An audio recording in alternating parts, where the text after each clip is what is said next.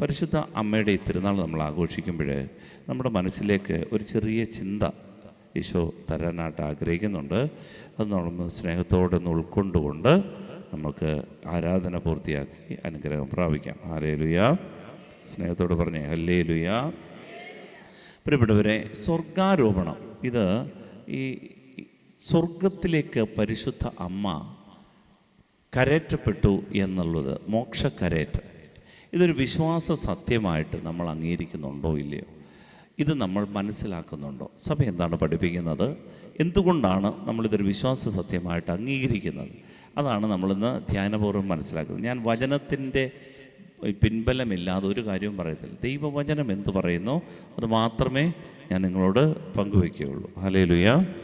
അപ്പം അതിന് നമുക്കറിയാം, 9-ാം പിയൂസ് മാർപ്പാപ്പയാണ് ഇതൊരു വിശ്വാസ സത്യമായിട്ട് പ്രഖ്യാപിച്ചത്. മറിയത്തിൻ്റെ മോക്ഷക്കരേറ്റം അല്ലെങ്കിൽ സ്ഥലം മാറ്റം എന്നൊക്കെ വേണമെങ്കിൽ ഇതിന് പറയാം. ഇത് സ്വർഗാരോപണം എന്നൊരു വാക്ക് ഉപയോഗിക്കുന്നത് ഉചിതമാണെന്ന് തോന്നുന്നില്ല. ആരോപിക്കുന്ന വിഷയമല്ല, മറിച്ച് മറിയം സ്വർഗത്തിലേക്ക് എടുക്കപ്പെട്ടു, കരേറ്റപ്പെട്ടു എന്നുള്ളതാണ് വിശ്വാസ സത്യമായി നമ്മൾ അംഗീകരിക്കുന്നത്. അതിൻ്റെ കാരണം തിരുവചനം തന്നെയാണ്. അതിന് തൊട്ടു മുൻപായിട്ട് ലൂക്ക മറിയത്തെക്കുറിച്ച് പറഞ്ഞിട്ടുള്ളൊരു കാര്യം കണ്ടുകൊണ്ട് നമ്മൾ ആ വിഷയത്തിൻ്റെ ആഴങ്ങളിലേക്ക് പ്രവേശിക്കാം. ഈ വിശ്വാസ സത്യങ്ങൾ എന്തുകൊണ്ടാണെന്നറിയാമോ സഭ ഇങ്ങനെ നൽകുന്നത്? ഇത് നമുക്കറിയാം. 9-ാം പിയൂസ് മാർപ്പാപ്പ 1950 ശ്രദ്ധയോടെ ഇരിക്കണം, 1950 നവംബർ മാസം 1-ാം തീയതി പ്രഖ്യാപിച്ച ഒരു വിശ്വാസ സത്യമാണ് പരിശുദ്ധ അമ്മയുടെ മോക്ഷക്കരേറ്റം, സ്വർഗാരോപണം. അത് എന്തുകൊണ്ടാണ് സഭയിൽ ഇങ്ങനെ വിശ്വാസ സത്യങ്ങൾ സഭ പ്രഖ്യാപിക്കുന്നത്?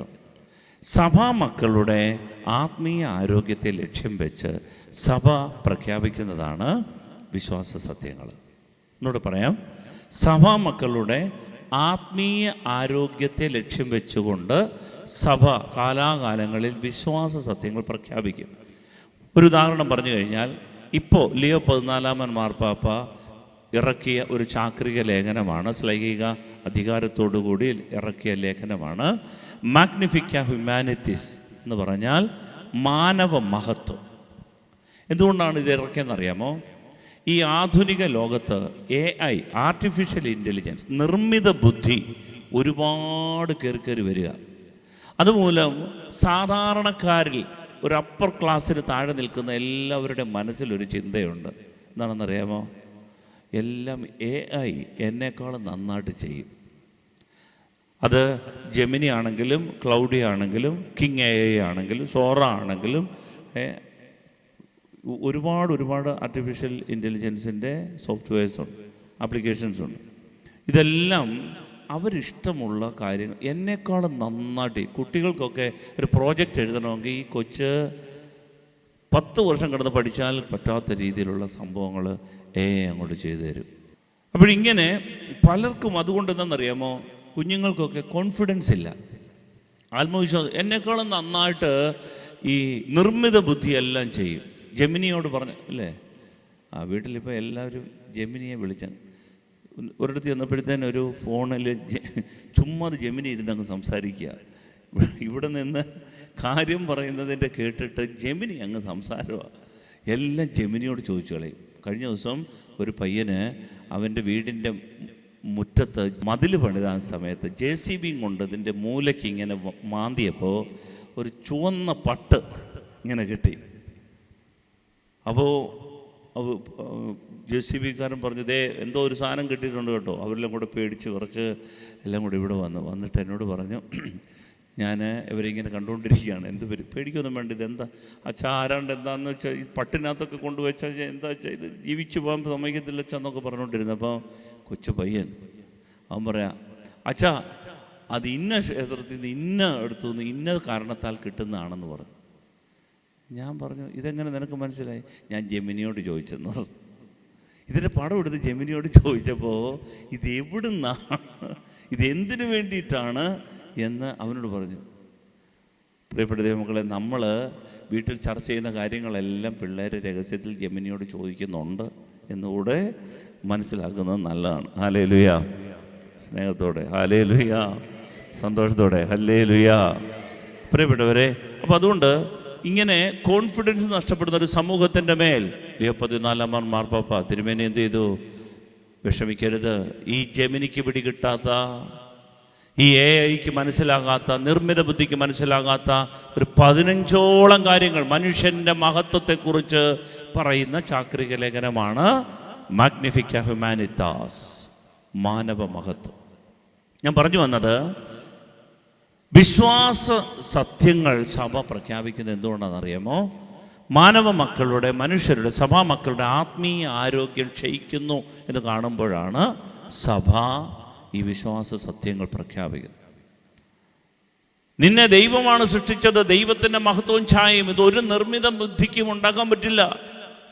നിന്റെ ഉള്ളിൽ ദൈവം തന്നിരിക്കുന്ന ഒരു ഡിവൈൻ ടച്ച് ഉണ്ട്, ഡിവൈൻ എനർജി. നിറമ്പാച്ചൻ പറയുന്ന പോലെ പ്രാണൻ.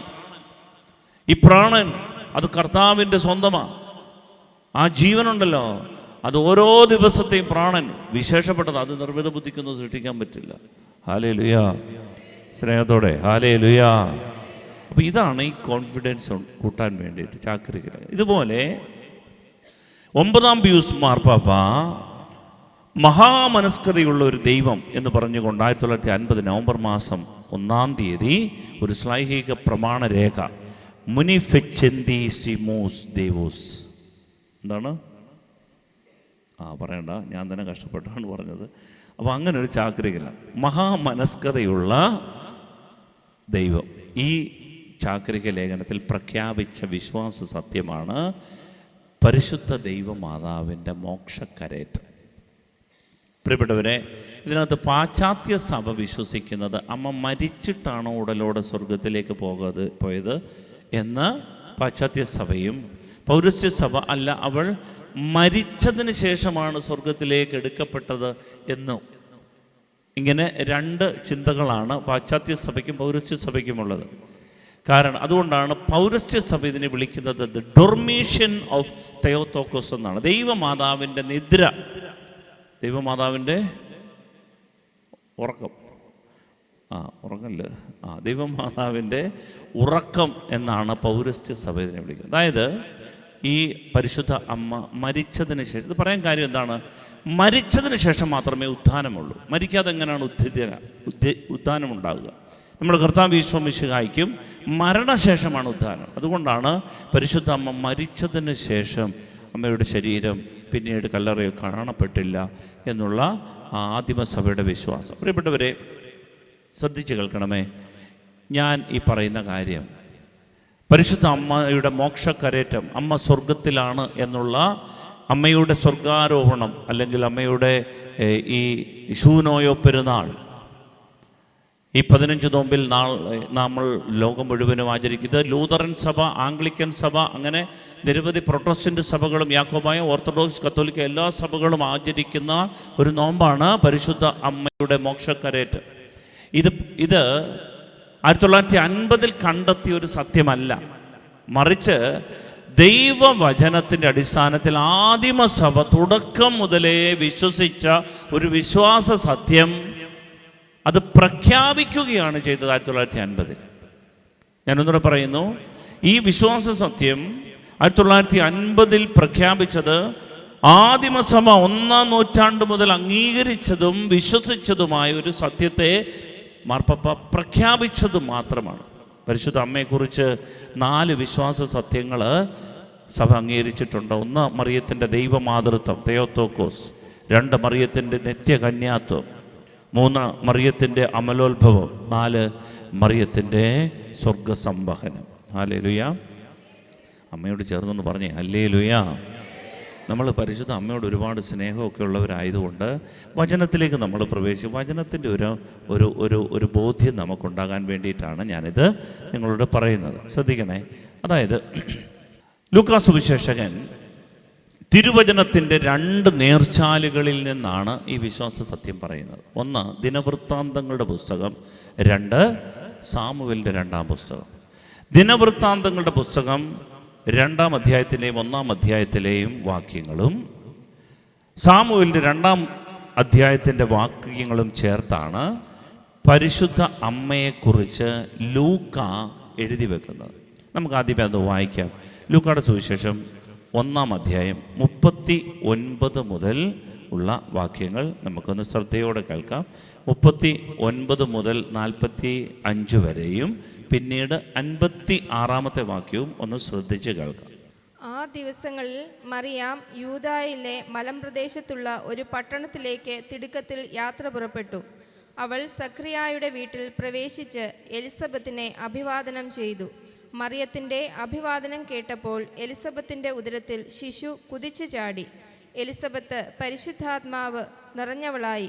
അവൾ ഉദ്ഘോഷിച്ചു, നീ സ്ത്രീകളിൽ അനുഗ്രഹീതയാണ്, നിന്റെ ഉദരഫലം അനുഗ്രഹീതം. എൻ്റെ കർത്താവിൻ്റെ അമ്മ എൻ്റെ അടുത്ത് വരുവാൻ ഈ ഭാഗ്യം എനിക്ക് എവിടെ നിന്ന്? ഇതാ നിന്റെ അഭിവാദന സ്വരം എൻ്റെ ചെവികളിൽ പതിച്ചപ്പോൾ ശിശു എൻ്റെ ഉദരത്തിൽ സന്തോഷത്താൽ കുതിച്ചു ചാടി. കർത്താവ് അരുളി ചെയ്ത കാര്യങ്ങൾ നിറവേറുമെന്ന് വിശ്വസിച്ചവൾ ഭാഗ്യവതി. 56-ാം വാക്യം കൂടി. മറിയം അവളോടുകൂടെ 3 മാസത്തോളം താമസിച്ചു, പിന്നെ വീട്ടിലേക്ക് മടങ്ങി. ഹല്ലേലൂയ.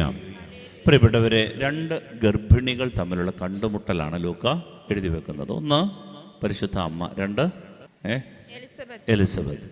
ഇവർ 2 തമ്മിലുള്ള കണ്ടുമുട്ടലിനെ കുറിച്ചാണ് ലൂക്ക എഴുതുന്നത്. ലൂക്ക ഇത് എഴുതി വെക്കുമ്പോൾ ലൂക്ക പറയാൻ ആഗ്രഹിക്കുന്ന ഒരു സത്യമുണ്ട്, വിശ്വാസ സത്യം. എന്താണെന്നറിയാമോ?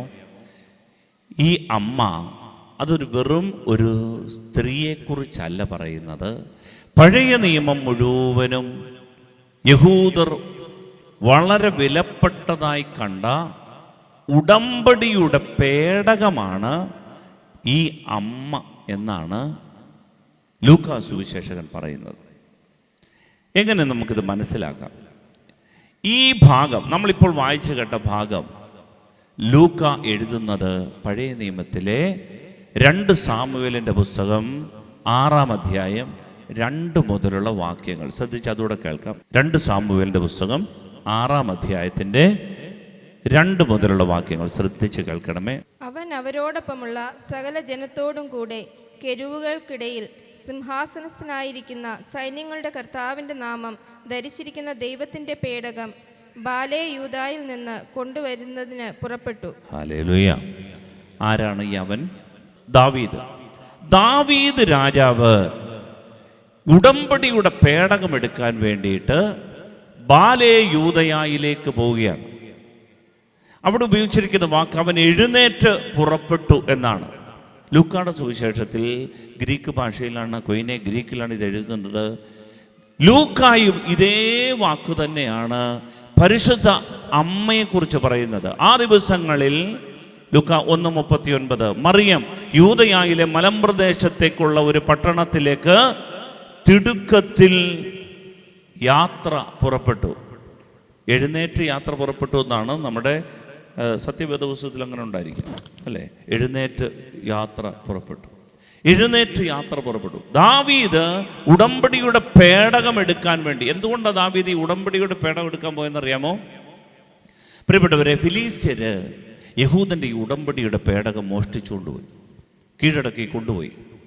ഈ ഉടമ്പടിയുടെ പേടകം എന്ന് പറയുന്നത് ഇതുപോലെ ഒരു പെട്ടിയാണ്. ഇതിനകത്ത് 3 അറകളുണ്ട്. ഇതിനകത്ത് 1-ാമത്തെ അറയ്ക്കകത്ത് ഈ മന്ന അവർക്ക് 40 വർഷം ദൈവം കൊടുത്ത ഭക്ഷണം മന്ന. 2-ാമത്തെ അറയ്ക്കകത്ത് ആഹറോൻ്റെ തളിർത്ത വടി. 3-ാമത്തെ അറയ്ക്കകത്ത് സീനായിൽ നിന്ന് കിട്ടിയ ഫലകം. ഇത് 3ഉം ചേർന്നതാണ് ഈ പെട്ടി. ഇതിൻ്റെ പുറത്തുള്ള ഈ പലകയുടെ പേരാണ് കൃപാസനം. ഈ കൃപാസനത്തിൻ്റെ ഇരുവശങ്ങളിലും കെരൂബുകളുടെ മാലാഖ. ഇങ്ങനെ കെരൂബ മാലാഖ ചിറക് വിരിച്ചു നിൽക്കുമ്പോൾ യഹൂദൻ വിശ്വസിക്കുന്നത് ഈ ചിറക് വിരിച്ചു നിൽക്കുന്ന കെരൂബ മാലാഖയുടെ ചിറകിനിടയിലൂടെ ദൈവ സാന്നിധ്യം ഈ കൃപാസനത്തിൽ പതിക്കും. അപ്പൊ യഹൂദനെ സംബന്ധിച്ചിടത്തോളം ഇത് അവൻ്റെ ജീവിതത്തിൻ്റെ ആകത്തുകയാണ്. അവൻ്റെ പുറപ്പാടനുഭവത്തിൻ്റെ മുഴുവൻ സമ്പത്ത നിക്ഷേപമാണ് ഈ വാഗ്ദാന പേടകം. ഈ ഉടമ്പടിയുടെ പേടകം വഹിച്ചുകൊണ്ടാണ് ഇവർ പോകുന്നത്. ഇതാണ് ഇവർ സമാഗമ കൂടാരത്തിൽ അതിവിശുദ്ധ സ്ഥലത്ത് തിരശ്ശീലയ്ക്കുള്ളിൽ വെക്കുന്നത്. ഇതിൻ്റെ അടുത്തേക്കാണ് പുരോഹിതൻ വർഷത്തിൽ ഒരിക്കൽ മാത്രം, ദ ഡേ ഓഫ് അറ്റോൺമെന്റ്, പാപപരിഹാര ദിനം, അന്ന് മാത്രം കുഞ്ഞാടിൻ്റെ രക്തവുമായി പ്രവേശിച്ച് 7 തവണ ഈ കുഞ്ഞാടിൻ്റെ രക്തത്തിൽ വിരൽ മുക്കിയിട്ട് ഈ കൃപാസനത്തിൽ തളിക്കും. അപ്പോൾ അഗ്നിയായ ദൈവം, സീനായിലെ അഗ്നിയായ ദൈവം ഇറങ്ങി വന്നിരിക്കുന്ന ഈ കൃപാസനത്തിൽ നിന്ന് ഈ രക്തം കത്തിച്ചു കളയും. ജനത്തിൻ്റെ പാപം മുഴുവനും ഈ രക്തത്തോടൊപ്പം കത്തിപ്പോകും. ജനത്തെയല്ല, ജനത്തിൻ്റെ പാപം മുഴുവൻ കത്തിച്ചു കളയും. നമുക്കറിയാം പുതിയ നിയമത്തിൽ ഈ കൃപാസനം എന്താണ്?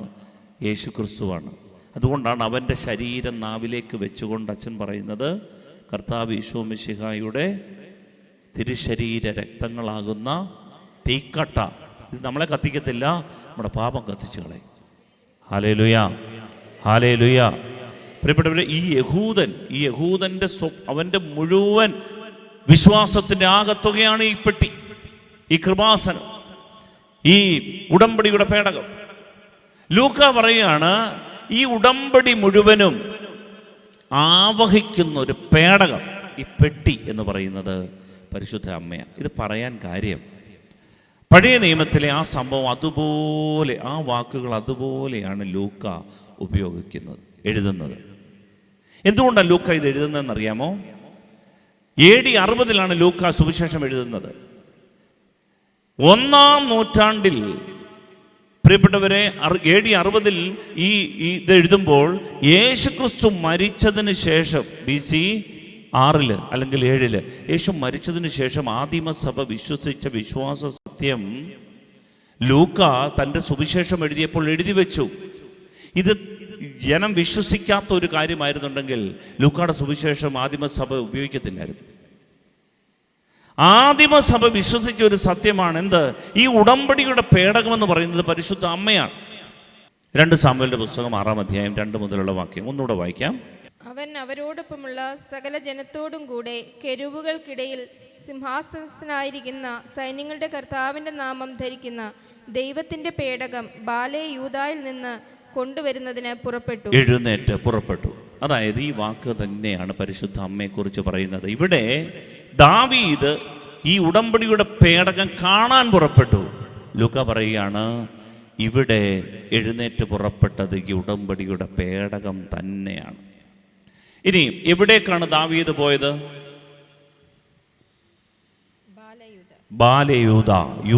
യൂദ. ഇവിടെ ലൂക്ക എഴുതുകയാണ്, ആ ദിവസങ്ങളിൽ മറിയം എവിടേക്കാണ് പോയത്? യൂദയായിലേക്കാണ് പോയത്. പ്രിയപ്പെട്ടവരെ, എന്തുകൊണ്ടാണ് ഇത് എഴുതാൻ കാരണമെന്നറിയാമോ?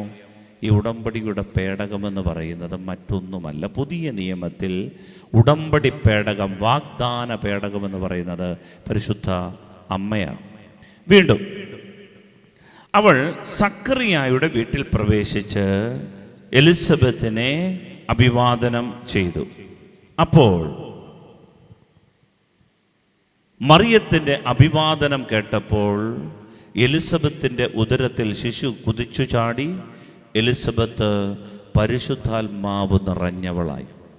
പ്രിയപ്പെട്ടവരെ, എലിസബത്തിൻ്റെ ഉദരത്തിൽ ഈ കുതിച്ചു ചാട്ടമുണ്ടല്ലോ, ഈ കുതിച്ചു ചാട്ടം ഒരു ആനന്ദം കൊണ്ടുള്ളൊരു ചാട്ടമുണ്ടല്ലോ, ഇതാണ് ദാവീദ് ബാലയൂദയായിൽ കർത്താവിൻ്റെ പേടകം, ഫിലിസ്ത്യർ മോഷ്ടിച്ചു കൊണ്ടുപോയ പിടിച്ചുകൊണ്ടുപോയ പേടകം. ഈ പേടകം അവർ കൊണ്ടുപോയപ്പോൾ അവിടെ പരുവൊക്കെ ഉണ്ടായി. അവരെന്ത് ചെയ്തു? കുറേ സ്വർണത്തിൻ്റെ കുരുവും പരുവൊക്കെ ഉണ്ടാക്കി ഒരു കാളവണ്ടിയുടെ പുറത്ത് വെച്ചുകൊണ്ട് ഇത് എങ്ങോട്ട് കയറ്റി തെളിച്ചു വിട്ടു. ഈ കാളകൾ അമറിക്കൊണ്ട് ഈ വാഗ്ദാന പേടവും വഹിച്ചുകൊണ്ട് വന്ന് നിന്നത് ഓബദ് എദോം, ഈ മനുഷ്യൻ്റെ വീട്ടിലാണ് ഇത് വന്ന് നിൽക്കുന്നത്. അപ്പോൾ ഇത് വന്നു എന്നറിഞ്ഞപ്പോൾ ദാവീദ് എന്ത് ചെയ്തു? വലിയൊരു സമൂഹത്തെ കൂട്ടിക്കൊണ്ട്, പുരോഹിതരെ കൂട്ടിക്കൊണ്ട്, ഗായകരെ കൂട്ടിക്കൊണ്ട്, ചെണ്ട, മുരജം, കിന്നരം, വീണ, മദ്ദളം ഇതെല്ലാം എടുത്തുകൊണ്ട് വന്ന് ഇതെടുത്തുകൊണ്ട് പോയപ്പോൾ ദാവീദ് ഈ പേടകം കാണുകയും ദാവീദ് തുള്ളിച്ചാടി. ആ വാക്കാണ് ലൂക്ക പരിശുദ്ധ അമ്മ എലിസബത്തിനെ അഭിവാദനം ചെയ്തപ്പോൾ എലിസബത്തിന്റെ ഉദരത്തിൽ ശിശു തുള്ളിച്ചാടിയെന്ന് ആ വാക്ക് തന്നെ ഉപയോഗിച്ചിരിക്കുന്നത്. എന്തിനാണെന്നറിയാമോ? ഈ അമ്മയാണ് പുതിയ നിയമത്തിലെ ഉടമ്പടി പേടകം. ഹല്ലേലൂയാ, ഹല്ലേലൂയാ. വീണ്ടും അടുത്ത വചനത്തിൽ നമ്മൾ കാണുകയാണ് 2 സാമുവേലിന്റെ പുസ്തകം 6-9 വാക്യം.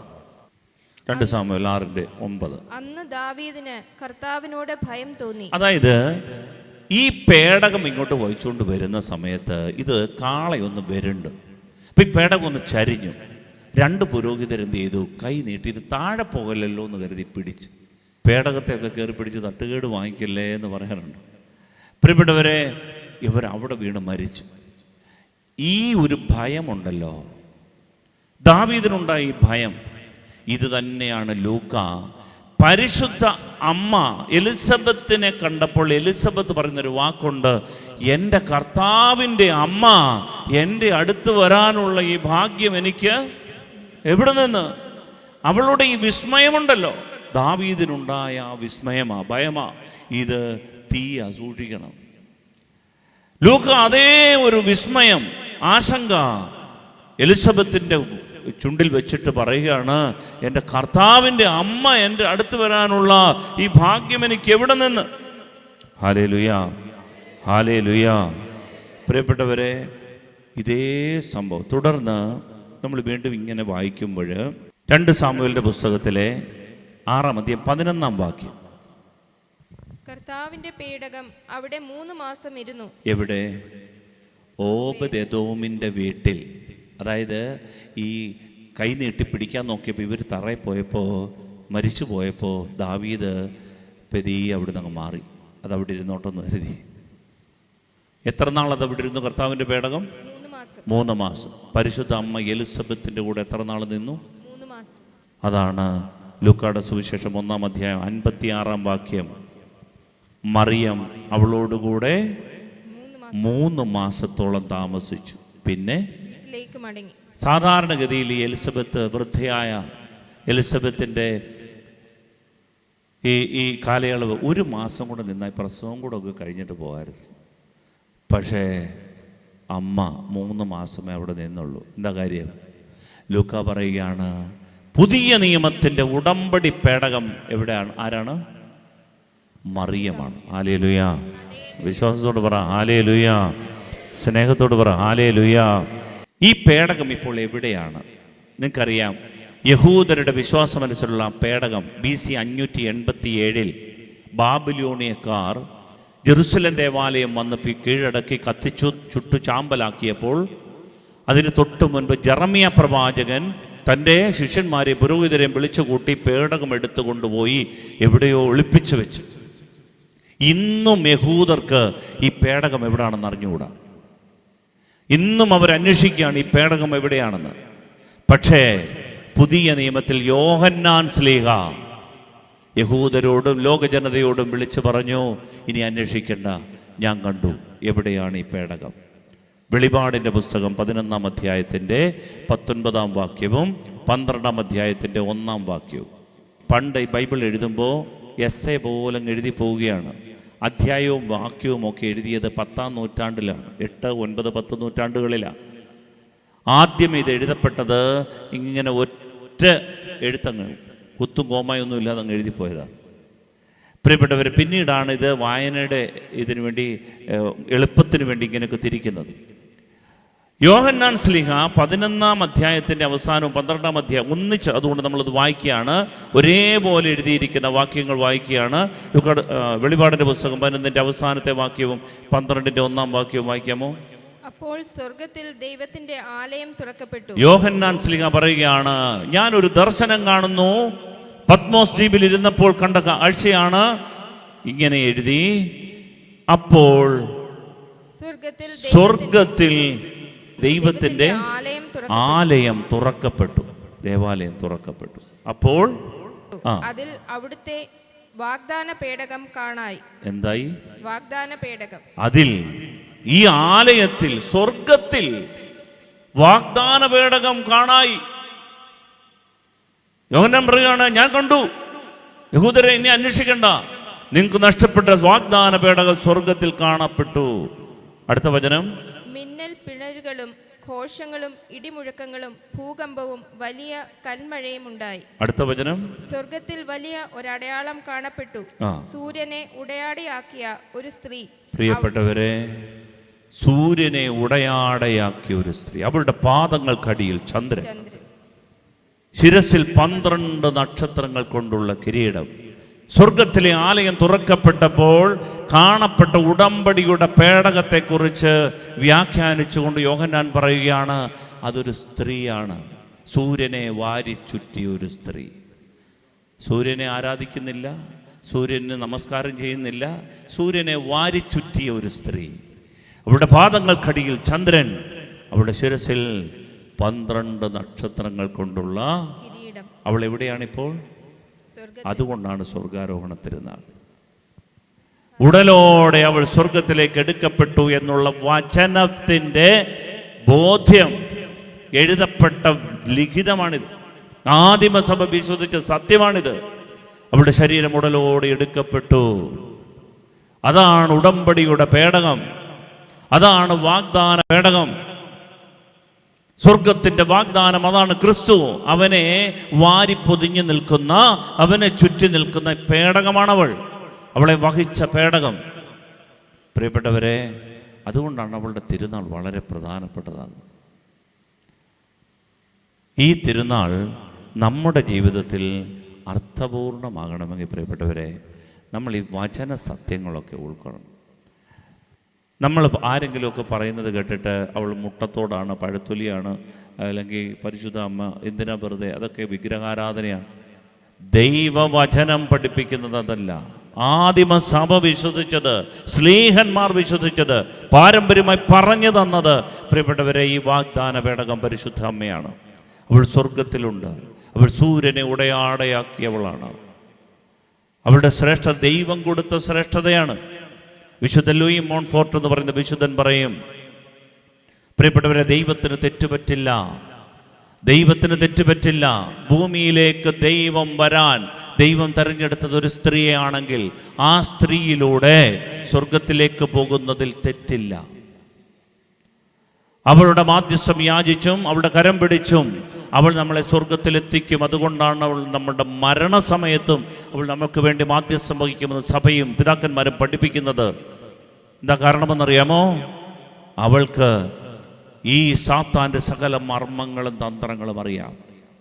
എൻ്റെ ആത്മാവിനെ പിടികൂടിയുന്ന തിന്മയുടെ സ്വാധീന ശക്തികളെക്കുറിച്ച് അവൾക്കറിയാം. അതുകൊണ്ടാണ് പ്രിയപ്പെട്ടവരെ, അവളുടെ മടിയിലിരുന്ന് പഠിച്ചിട്ടുള്ള ഒരാൾക്കും ആത്മാവ് നഷ്ടമാവില്ല. ഈശോയെ മടിയിലിരുത്തി ഈ വേദരഹസ്യ പാഠങ്ങൾ പറഞ്ഞു കൊടുത്തത് അവളാ. കലാലയത്തിൽ കാലുകുത്താത്ത കുഞ്ഞിൻ്റെ പേരാ ഈശോ. പഠനങ്ങളോ യൂണിവേഴ്സിറ്റികളെ കുറിച്ചൊന്നും ബൈബിൾ പറയുന്നില്ല. ഈശോയുടെ പഠനം പൗലോസിൻ്റെത് പറയുന്നുണ്ട്. ഗമാലിയേലിൻ്റെ പാദപീഠങ്ങളിൽ ശിക്ഷണം അഭ്യസിച്ചവനാണ് പൗലോസ്. പക്ഷേ യേശുവിനെ കുറിച്ച് അത് പറയുന്നില്ല. പിന്നെ ആരാണ് അവനിതെല്ലാം പറഞ്ഞു കൊടുത്തത്? അമ്മയാ. വേദരഹസ്യങ്ങളെക്കുറിച്ച് അറിവുള്ളവളാണവൾ. അപ്പത്താൽ പോറ്റപ്പെട്ടവളാണവൾ. പുരോഹിതരുടെ സംരക്ഷണത്തിൽ ദേവാലയത്തിൽ വളർന്നവളാണവൾ. ദൈവത്തിൻ്റെ പാഠങ്ങൾ അറിയാവുന്നവളാണവൾ. പ്രിയപ്പെട്ടവരെ, അതുകൊണ്ടാണ് കുരിശോളം അവൾ എല്ലാ രഹസ്യങ്ങളും അറിഞ്ഞവൾ സഹിച്ചു നിന്നത്. കാനായിലെ കല്യാണത്തിൽ അവൾ ഒരുപാട് മറ്റുള്ളവർക്ക് വേണ്ടി പ്രാർത്ഥിച്ചു. പക്ഷേ അവളുടെ ജീവിതത്തിൽ ഒരു പ്രതിസന്ധി വന്നപ്പോൾ, കുരിശന്റെ ചുവട്ടിൽ ഒരു വിഷയം വന്നപ്പോൾ അവൾ ദൈവത്തോട് പരാതി പറഞ്ഞില്ല, പഴി പറഞ്ഞില്ല, ഇറക്കിവിടൻ്റെ കുഞ്ഞിനെ എന്ന് പറഞ്ഞില്ല. എന്താ കാര്യമെന്നറിയാവോ? അവൾക്ക് ഈ വേദമറിയാമായിരുന്നു. അതുകൊണ്ടാണ് പ്രിയപ്പെട്ടവരെ, അവളുടെ ഈ ദൈവിക രഹസ്യങ്ങളൊക്കെ നമുക്ക് അവൾ പറഞ്ഞു തരാൻ, അവളുടെ ജ്ഞാനം, ബോധജ്ഞാനത്തിൻ്റെ സിംഹാസനമാണ് അവളെന്നൊക്കെ പിതാക്കന്മാർ അവളെക്കുറിച്ച് വെളിപാടുകളിൽ പറയുന്നതിൻ്റെ കാര്യം. അവളുടെ മാധ്യസ്ഥം യാചിക്കണം. നമ്മുടെ കുഞ്ഞുങ്ങളെയൊക്കെ അവൾക്ക് അടിമ വെക്കണം, നഷ്ടപ്പെട്ടു പോവില്ല. കുഞ്ഞുങ്ങളെയൊക്കെ അവൾക്ക് അടിമ വെച്ച് പ്രാർത്ഥിക്കണം. അത് വിഗ്രഹാരാധനയല്ല, വചനബന്ധിതമാണ്. ആദിമസഭ ഇടറിപ്പോയപ്പോഴും ചിതറിപ്പോയപ്പോഴും ഈ സഭ മുഴുവനും ചേർത്ത് പിടിച്ച് നിന്നുകൊണ്ട് പരിശുദ്ധാത്മാവിന് വേണ്ടി കാത്തിരുന്ന് പ്രാർത്ഥിച്ചത് അവളാണെന്ന് അപ്പോസ്തല പ്രവർത്തനങ്ങൾ 1-ാം അധ്യായം പറയുന്നുണ്ട്. അവളാണ് ഈ സഭയെ, സമൂഹത്തെ ഒന്നിപ്പിച്ചു നിർത്തിയത്. സുവിശേഷകർക്കൊന്നും ഈശോയുടെ ബാല്യത്തെക്കുറിച്ചും കൗമാരത്തെക്കുറിച്ചും ഒന്നും അറിയില്ല. മനുഷ്യാവതാരത്തെക്കുറിച്ച് 60കളിലും 70കളിലും ഒക്കെ എഴുതപ്പെട്ട ഈ സുവിശേഷം ആരുടെ ഭാഷ്യമാ? അവൾ പറഞ്ഞു കൊടുത്തതാ. സുവിശേഷം എന്ന് പറയുന്നത് അവളുടെ സാക്ഷ്യത്താൽ നീതീകരിക്കപ്പെട്ട ചരിത്രത്തിന്റെ പേരാ. അവൾ സാക്ഷ്യപ്പെടുത്തിയതാണ് അവർ എഴുതി വെച്ചത്. ആദിമസഭയ്ക്ക് അവളെ ഒഴിവാക്കാൻ പറ്റില്ല. പ്രിയപ്പെട്ടവരെ, പല വിചാരങ്ങളൊക്കെ ഒരു പക്ഷെന്നുണ്ടെങ്കിൽ ആളുകൾ പല രൂപത്തിൽ നമ്മുടെ മേൽ നിക്ഷേപിച്ചിട്ടുണ്ടാകും. പക്ഷെ വചനം കുറെ കൂടി ആഴത്തിൽ പഠിക്കുവാനും മാതാവിനോട് ചേർന്നൊക്കെ ദൈവത്തെ ആരാധിക്കും. അമ്മയല്ല നമ്മൾ ആരാധിക്കുന്നത്, പക്ഷേ അമ്മയോട് ചേർന്ന് ദൈവത്തെ ആരാധിച്ചാൽ ആരാധനയുടെ അഭിഷേകം ഇരട്ടിക്കും. അവൾക്കറിയാം എങ്ങനെ പ്രാർത്ഥിക്കാൻ പഠിപ്പിക്കണമെന്ന്, ചിതറിപ്പോയവരെ എങ്ങനെ ഒരുമിച്ച് ചേർക്കണമെന്ന്. അവൾ ഉടമ്പടിയുടെ പേടകമാണ്. അതിനാൽ ആ പേടകത്തിൽ അവനുള്ളതുകൊണ്ട് നമ്മൾ ഇമ്മാനുവേൽ, ദൈവം നമ്മോട് കൂടെ എന്ന് ആരാധിക്കുമ്പോൾ തന്നെ അവളുടെ സാന്നിധ്യം കൂടെയുണ്ട്. എന്തുകൊണ്ടാണ് നമ്മൾ ഈ ചിത്രങ്ങൾ വെക്കുക? അമ്മയുടെ ചിത്രം വചനബന്ധിതമാണ്. മത്തായിയുടെ സുവിശേഷം 2:11 നമ്മൾ വായിക്കുന്നുണ്ട്, ആട്ടിടയന്മാരും വിദ്വാൻമാരും ഭവനത്തിൽ പ്രവേശിച്ച് ശിശുവിനെ അമ്മയായ മറിയത്തോടൊപ്പം കണ്ട് ആരാധിച്ചു. ദൈവവചനം പറയുന്നത് അമ്മയായ മറിയത്തോടൊപ്പം കണ്ട് ആരാധിക്കണമെന്ന്. അമ്മയല്ല, അവനെ ആരാധിക്കുമ്പോൾ അമ്മയുണ്ടടുത്ത്. അതുകൊണ്ടാണ് ഈ ചിത്രം വെക്കുക, വിശുദ്ധരുടെ ചിത്രം. ലൂക്ക പറയുന്നത് അമ്മയായ മറിയത്തോടും യൗസേപ്പിനോടും ഒപ്പം അവർ ഭവനത്തിൽ പ്രവേശിച്ച് അവരെ പൊന്നുമീറ കുന്തിരിക്കം കാഴ്ചവെച്ച് ആരാധിച്ചു. പ്രിയപ്പെട്ടവരെ, ദൈവത്തെ ആരാധിക്കാൻ വരുമ്പോൾ വിശുദ്ധരുടെ സാന്നിധ്യം അതുകൊണ്ടാണ് നമ്മൾ പള്ളിയിൽ വെക്കുന്നത്. വിശുദ്ധരോടൊപ്പമാണ് നമ്മൾ ദൈവത്തെ ആരാധിക്കുക. അതുകൊണ്ട് നമ്മൾ അമ്മയോട് ചേർന്ന് കർത്താവിനെ ഒന്ന് പാടി ആരാധിച്ച് ഒരു ആശീർവാദം സ്വീകരിക്കാം. നാളത്തെ തിരുനാൾ ധന്യമാകട്ടെ.